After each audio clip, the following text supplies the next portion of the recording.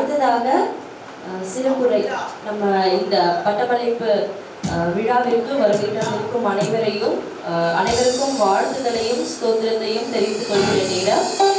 அவர் மெய்யா கிறிஸ்துவாகிய உலக இரட்சகர் என்று அறிந்து விசுவாசிக்கிறோம்.